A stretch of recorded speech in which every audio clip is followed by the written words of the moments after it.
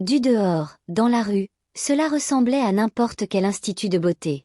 Des femmes qui riaient, des sèche-cheveux qui bourdonnaient, de la musique en fond sonore. L'odeur de parfum et de shampoing frais emplissait l'air, et tout semblait normal. Mais derrière ces murs impeccables, ces sourires accueillants et cet accueil poli, quelque chose de plus sombre se tramait. Des vies étaient contrôlées, des choix volés, et des bébés étaient produits contre de l'argent. Personne ne savait jusqu'où s'étendait vraiment le bâtiment ni quel secret se cachait à l'arrière. Et une fois qu'on entrait, il n'y avait plus de retour possible. Bienvenue dans ce qu'on appelait l'usine à bébés. Le bâtiment avait 3 visages. La façade était un institut de beauté et un salon de coiffure. Sol poli, portes vitrées impeccables, miroirs partout sur les murs, palettes de maquillage ouvertes sur les comptoirs. Les femmes venaient pour les ongles, les cheveux, le maquillage, les massages. Certaines tous les jours, d'autres une fois par mois. Les rires et les conversations résonnaient. Les passants pressés longeaient le bâtiment sans un regard. Rien ne paraissait anormal, presque parfait. Le côté du bâtiment était un hôtel et un bar. Les portes s'ouvraient. Les clients entraient et sortaient. Des hommes en tenue chère, avec des liasses de billets, s'installaient pour profiter. Le personnel circulait avec des plateaux de boissons. La musique jouait doucement. De l'extérieur, c'était animé et inoffensif, comme n'importe quel hôtel. L'arrière. Personne ne voyait jamais l'arrière du bâtiment. Aux murs surmontés de barbelés, portails verrouillés, gardes de sécurité, fenêtres opaques et portes que personne d'autre n'était censé ouvrir. Derrière ces portes vivaient des filles de tous âges. Certaines étaient enceintes. D'autres se remettaient d'un accouchement. Et d'autres étaient encore nouvelles. Tout était calculé. Les filles étaient surveillées en permanence. Pas de téléphone autorisé. Les repas étaient programmés. Les grossesses étaient planifiées et suivies. Les bébés naissaient, étaient récupérés et vendus. Les femmes enceintes passaient d'une chambre à l'autre. Les nouvelles apprenaient vite. Les contrôles de sécurité étaient constants. Des caméras de surveillance partout. Et dehors, personne ne se doutait de rien. Seule l'obéissance permettait de survivre. Et même là, rien n'était garanti. Une fois entré, il n'y avait plus d'issue. Et celle qui dirigeait tout cela était Madame Adjo Akakpo. Le salon lui rapportait de l'argent. L'hôtel aussi. Mais l'usine à bébés, c'était la partie la plus rentable. Bien cachée derrière les murs et les grilles, elle lui rapportait le plus. Madame Adjo Akakpo entrait rarement dans l'arrière. Elle n'en avait pas besoin. Les ordres passaient par les superviseuses. L'obéissance n'était pas négociable. Beaucoup de filles avaient été trompées. On leur avait promis un emploi à l'institut de beauté ou au salon. Certaines pensaient apprendre la coiffure, les ongles, les massages, gagner un peu d'argent et construire une vie. Mais la vérité les frappait quand on les emmenait vers l'arrière. Là, on leur disait qu'elles devaient produire des bébés. Et pour chaque bébé, elles toucheraient 2 millions francs CFA. Certaines pleuraient, suppliaient, refusaient. Mais toutes n'étaient pas dupées. Certaines arrivaient enceintes, sans abri, sans rien. La patronne leur promettait un toit, de l'argent, de la nourriture, juste assez pour les faire continuer. Et la plupart acceptaient, car quel autre choix avaient-elles? Dehors, elles étaient seules. Dedans, elles étaient piégées, mais nourries. Vous vous demandez peut-être qui étaient les pères de tous ces bébés? C'était aussi prévu. Les filles étaient envoyées du côté hôtel et bar. Elles servaient à boire, dansaient, et certaines étaient invitées à coucher avec les clients. Les grossesses n'étaient pas des accidents. Elles étaient planifiées. Les bébés naissaient dans l'usine, et chaque fois, un acheteur attendait quelque part. Les acheteurs arrivaient discrètement. Certains étaient des hommes riches en costume. D'autres des étrangers. D'autres encore des gens qu'on ne voulait pas voir en public, comme des ritualistes ou des membres de sectes, des gens aux intentions sombres. Ils payaient cher pour chaque bébé. Les filles murmuraient, pleuraient dans les coins, serraient les nouveau-nés le plus longtemps possible. Mais à la fin, l'argent changeait de main, et les bébés disparaissaient. Et le cycle recommençait. Au centre de tout cela se tenait la calme et parfaite Madame Adjo Akakpo, qui observait, calculait et restait intouchable. Adjo était l'une des plus anciennes de l'usine. Elle était là depuis si longues années. 4 enfants étaient venus et repartis, et maintenant elle était enceinte du 5e. Elle était toujours silencieuse, toujours triste. Chaque fois qu'elle repensait à comment elle était arrivée là, les larmes montaient. Madame Adjo Akakpo lui avait promis un gros emploi en ville, une vraie chance de vie meilleure. Mais au lieu de cela, Adjo s'était retrouvée piégée ici, sans issue. Même les sages-femmes n'étaient pas libres. Elle vivait là aussi. Payée pour s'occuper des femmes enceintes et des bébés, mais autorisée à sortir seulement de temps en temps pour des congés. Tout le monde derrière les murs faisait partie du même monde, contrôlé, surveillé, piégé. Quand Adjo accoucha enfin de son 5e bébé, elle refusa de le lâcher. Elle supplia, pleura, implora pour garder son enfant dans ses bras. Mais la patronne s'en fichait. Le bébé lui fut arraché de force. C'est là que quelque chose se brisa en Adjo. Elle hurla, se jeta par terre, pleine de rage et de frustration. Elle jura ouvertement que si elle en avait l'occasion, elle dénoncerait l'usine à bébés aux autorités et ferait tomber tout l'endroit. Cette même nuit, les crises d'Adjo devinrent plus fortes. Elle refusait de se calmer. Les gardes arrivèrent discrètement et l'emmenèrent. Personne ne la revit ni n'entendit plus parler d'elle. Sa disparition fit frissonner toutes les filles, tout le personnel. La peur les serra comme une corde. Un mois plus tard, des rumeurs circulèrent dans les chambres. Le gouvernement allait venir. Une descente était prévue. Les filles osèrent espérer. Peut-être que cette fois, l'aide arrivait enfin. Mais non. Madame Adjo Akakpo avait graissé les pattes. Pot de vin, cadeaux, promesses. Tout le monde avait été payé pour se taire. Personne ne parla. Personne n'agit. Et les filles comprirent une fois de plus que le monde extérieur ne pouvait pas les atteindre. Moi, je suis arrivée un lundi matin, les yeux pleins d'espoir. J'avais voyagé loin de mon village, avec des rêves de travail, d'argent et d'une vie meilleure qu'on m'avait promise. La façade du bâtiment m'accueillit comme un rêve devenu réalité. Pendant un instant, mon cœur s'allégea. C'était la vie que j'avais imaginée. Bonjour, mademoiselle.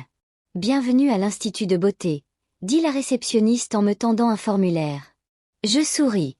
Merci. Je suis vraiment contente de commencer à travailler ici.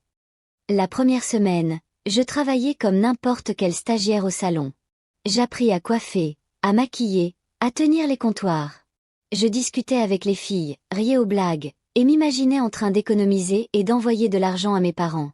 Un jour, une jeune femme apparut à l'entrée du salon. « Madame Akakpo veut te voir », dit-elle doucement. Mon estomac se noua. Je hochai la tête, essayant de rester calme. Je la suivis à travers le salon, passant devant les miroirs et les sèche-cheveux qui bourdonnaient, dans un couloir étroit que je n'avais jamais remarqué. Au bout du grand terrain se dressait une grande grille noire. Haute, silencieuse, fermée, comme menant à un endroit interdit. La grille s'ouvrit sans bruit, et je pénétrai dans une cour calme. L'air était différent. Plus lourd, plus froid, presque immobile. Pas de musique, pas de rire, juste une légère odeur de désinfectant mêlée à quelque chose que je ne pouvais nommer. On me fit entrer par une autre porte, monter quelques marches jusqu'à un petit bureau à l'arrière du bâtiment. La pièce était impeccable, propre, étrangement calme. Derrière un grand bureau était assise Madame Adjo Akakpo. « Bienvenue, Afi », dit-elle d'une voix douce, égale et maîtrisée. « Je t'attendais. » Je forçai un petit sourire. « Merci, madame. Je suis prête à travailler dur et à faire de mon mieux. » Madame Akakpo pencha légèrement la tête, m'observant. « Je dois te dire la vérité. Ton travail ici ne sera pas au salon. » Je clignai des yeux, la confusion me serrant la poitrine. « Je ne comprends pas, madame. Tu vas vivre ici, dans l'arrière du bâtiment. Tu suivras les règles. Tu porteras des enfants pour nos clients. Tu seras payé. Et tu ne partiras que si je le décide. » Mon estomac se retourna. « Non, je ne suis pas venue pour ça, madame. Je suis venue pour travailler au salon. » Le sourire de madame Akakpo resta poli, inébranlable. « Ce n'est pas pour ça que tu as été amenée ici. C'était juste ce qu'on t'a dit. Tu as 3 jours. Réfléchis bien. Tu travailles ou tu ne sors jamais. » Mon esprit s'emballa. Je regardai autour de moi la pièce impeccable, la cour silencieuse par la fenêtre, et je compris que ces murs n'étaient pas seulement des murs, c'était un piège. Après cette rencontre avec Madame Adjo Akakpo, on ne me renvoya pas au salon. Une autre jeune femme me guida à travers les couloirs polis, dans un couloir étroit, jusqu'à une chambre que je n'avais jamais vue. La pièce était petite mais propre. 5 filles étaient assises en silence sur des lits étroits. 3 étaient enceintes, le ventre lourd et rond. Deux venaient d'accoucher, le visage pâle, l'épuisement marqué sur chaque trait. L'air sentait faiblement le désinfectant et la poudre pour bébé. On me raconta beaucoup de choses, les règles, les routines, ce qu'on attendait de moi, et la vérité sur l'usine à bébé. J'écoutais, l'estomac noué par la peur et l'incrédulité. Chaque mot resserrait ma poitrine. Je voulais hurler et m'enfuir, mais les murs étaient hauts et les grilles fermées. Cette nuit-là, je restais allongée sur le lit, fixant le plafond. Je jurais en silence que je ne travaillerais jamais ici. Je refusais de croire que cela pouvait être ma vie. Les 3 jours suivants furent insupportables. Je pleurais seule dans la chambre, refusais les repas, parlais à peine. Les autres filles m'évitaient, chuchotant doucement, craignant d'attirer l'attention de la patronne. Enfin, le 3e jour, Madame Adjo Akakpo me fit convoquer à nouveau. J'entrai dans le bureau impeccable, les jambes tremblantes. « Je ne travaillerai pas ici », dis-je d'une voix tremblante. « Je veux rentrer chez moi. » Madame Akakpo rit doucement, un son qui rendit la pièce encore plus froide. « Rentrer chez toi ?» dit-elle. « Personne n'entre ici et n'en sort. » Elle se pencha en avant, le regard acéré. « C'est très simple, Afi, tu travailles ou tu meurs. » Je sentis les murs se refermer. Quand on me ramena dans la chambre, mes jambes étaient faibles. Mon estomac se tordait. Je m'assis par terre et pleurai jusqu'à ce que ma poitrine me fasse mal. C'est alors que l'infirmière Akofa, l'une des sages-femmes, me remarqua. Elle resta un moment à la porte, observant. Puis elle entra et s'assit à côté de moi. Elle ne se pressa pas. Elle ne cria pas. Elle attendit simplement que les pleurs diminuent. « Pleurer ne te sauvera pas ici, » dit-elle doucement. J'essuyai mon visage. « Je veux rentrer chez moi. Je ne veux même plus du salon. Je veux juste rentrer, » murmurai-je. L'infirmière Akofa soupira. Tout le monde ici voulait rentrer. Certaines ont essayé, mais elles n'ont pas survécu. Elle marqua une pause, puis ajouta. « Si tu veux partir, tu dois d'abord accepter de rester. Tu n'as que 2 semaines. Après, la patronne décidera de ton sort, et ce sera fini pour toi. » La première chose qu'Akofa me dit fut simple. « Si tu veux partir, accepte d'abord de rester. » Le lendemain matin, je demandai à voir Madame Adjo Akakpo. Je ne suppliais pas. Je ne pleurais pas. Je baissai la tête et dis calmement. « Madame, j'ai réfléchi. Je suis prête à travailler. » Madame Akakpo m'observa longuement. Puis elle sourit. « Bien, » dit-elle. « On va te déplacer. » Cette décision changea tout. On me sortit de la chambre des 5 filles et on m'emmena dans une autre section. C'était là que vivaient les filles qui avaient accepté le travail et celles qui se préparaient à être envoyées du côté hôtel et bar. On les surveillait de près, caméras partout, garde toujours à proximité. Pendant des jours, je jouais mon rôle à la perfection. Je respectais les règles. Je parlais quand on me parlait. J'écoutais. J'apprenais. J'appris que certains soirs, des filles sélectionnées étaient emmenées par un couloir surveillé reliant l'arrière à l'hôtel. Elles étaient habillées, vérifiées, comptées, surveillées. Personne ne s'enfuyait. Personne ne résistait. Ceux qui le faisaient ne revenaient pas vivants. Le 9e jour, l'infirmière Akofa me remit un uniforme de personnel général. Le même que portaient les employés du salon, de l'hôtel et qui circulait partout. Personne ne regarde 2 fois un employé, murmura Akofa. Le plan était clair. La nuit choisie, on m'emmena avec les autres vers le côté hôtel. Les caméras nous suivaient. Les gardes nous comptaient. Tout était normal. Une fois dans l'hôtel, le bruit nous engloutit. Musique, rire, hommes qui buvaient, fumée dans l'air. Au bon moment, je demandai doucement à aller aux toilettes. Un garde me fit signe d'y aller, déjà distrait par les filles qui dansaient. Dans les toilettes, mes mains tremblaient tandis que je changeais pour l'uniforme de personnel. Je attachai mes cheveux différemment et modifiai mon apparence. Quand je sortis, je n'étais plus une fille, j'étais du personnel. Je pris un plateau de verre vide dans un coin.